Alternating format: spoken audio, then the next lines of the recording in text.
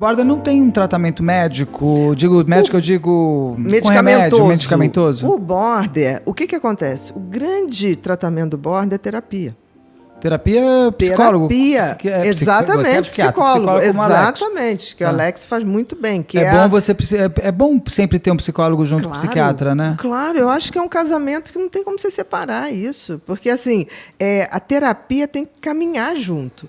No border, você às vezes usa medicação, por quê? Eles chegam para você em depressão, eles chegam para você em momentos de automutilação. Eu entrar na automutilação também. O que é a automutilação? Tem horas que eles se sentem tão ruins. Olha a autopercepção negativa. Eu vi que você até coloca que já há 12 anos já começam até a imitar amigos ou imitar filmes. Eu fiquei meio... Imitar, não só por admiração, como também tem uma coisa fisiológica. Quando eles sentem muita angústia. É uma dor de alma? É uma dor de alma. Imagina se você não gosta de ser quem você é. Isso você não muda, né, gente? Você pode mudar o cabelo. Vai aprendendo você pode mudar o cabelo. Agora, se você não gosta da sua existência... Exatamente. Esse é o grande desafio.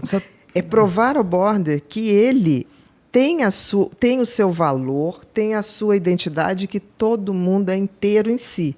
A gente não é metade de ninguém, não é metade de laranja, de mamão, de nada.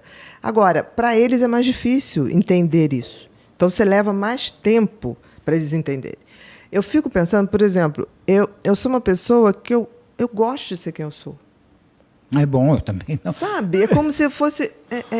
quem eu sou é um pijama confortável. Eu vou falar por você, mas eu acho que falo por mim também. Você não precisa da aprovação do outro. Exatamente. Eu também não preciso. Que eu falei até no teu programa, no Pod People, que aliás é fantástico, eu quero voltar lá. O Pod People, eu falei assim, se enquanto quiserem me ouvir, eu estou falando, quando não quiserem mais, eu vou fazer outra coisa. Também. Eu não vou me sofrer, não vou ficar, também. Pelo amor de Deus, me ouve.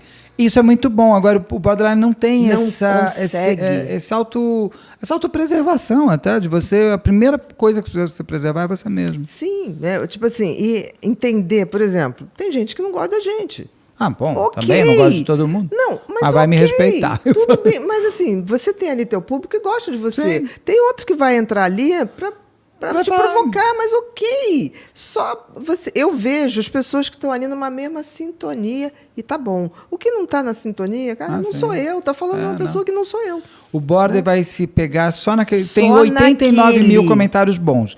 Agora tem um falando, não gosta do cabelo dele, o border vai pegar naquilo. E você não está entendendo. Ele vai fazer um episódio depressivo. Episódio porque é uma coisa curta. Tá? Ah, tá. Não é uma fase depressiva. Ele vai ficar depressivo, que a gente chama. Ele vai ficar dentro de um quarto, trancado, ou ele vai começar a querer modificar o cabelo, procurar como ele vai cortar o cabelo, em que cabeleireiro vai cortar, porque ele necessita daquilo. Da aprovação daquele. Então, as mídias. Então, só para fechar isso, eu quero saber das mídias sociais também. A automutilação, você estava falando que quando ele se corta... Tem uma coisa fisiológica, porque eles sentem muita angústia. Que é a angústia de você não ser quem você gosta. É autorrejeição. Eles têm pavor da rejeição, mas eles se autorrejeitam. Isso que é o pior. Então, o que acontece? Essa automutilação, quando você faz qualquer tipo de ferimento, existe uma descarga de endorfina no organismo. Não precisa nada. Quando você vai fazer uma cirurgia toda programadinha, que o bisturi... Você está inconsciente. Que o bisturi corta... O teu eletro, pim, o corpo faz começa, uma reação de estresse e você libera cortisol. E você... aquela coisa, você se queima no coisa, você já sai corrente, você já tem mais energia. E o organismo se prepara para aquilo. Então, quando eles se cortam, tem todo um processo de cortisol, de endorfina, para o organismo, tipo assim, estamos sendo ameaçados, tem um corte, precisamos resolver isso. Quando ele libera cortisol, libera endorfina, por pouco tempo aquilo dá uma anestesia. Mas aí o tempo é baixíssimo, aí você começa a se cortar mais e mais. Exatamente. É como o cigarro, né? Porque o cigarro é a droga que você libera mais rápido dopamina. Então, por que o cara tem que fumar toda hora? Porque libera dopamina pouquinho em pouquinho. Entendi. Diferente de outras drogas que liberam um pico imenso de dopamina e você aguenta um pouco mais. O cigarro, por isso, é a droga talvez mais difícil de largar, né? Porque aquilo toda hora você tem que reforçar. E além de tudo, é uma droga que você compra em qualquer esquina. Qualquer esquina, e durante muito tempo foi totalmente... Foi cool. Foi cool, exatamente. Era legal você fumar. Eu ainda peguei a geração do que era cool da gente ficar fumando. Você se lembra que a gente ficava olhando os filmes? Eu fumei em avião, imagina. Sim. A gente... Que tinha aquela coisa. Depois separaram, né? Era muito engraçado, tinha uma cortininha e aquela fumaça pegava. vinha. Não, isso, e restaurante fumante não fumante. Exatamente. Que era assim, você não. o fumante e a aqui. fumaça vinha. Era horrível. Era maravilhoso. Né? Então, assim, tem essa coisa fisiológica, até eu falo muito isso no livro, que acaba dando, entre aspas, um alívio, como o cigarro também dá um alívio para quem fuma.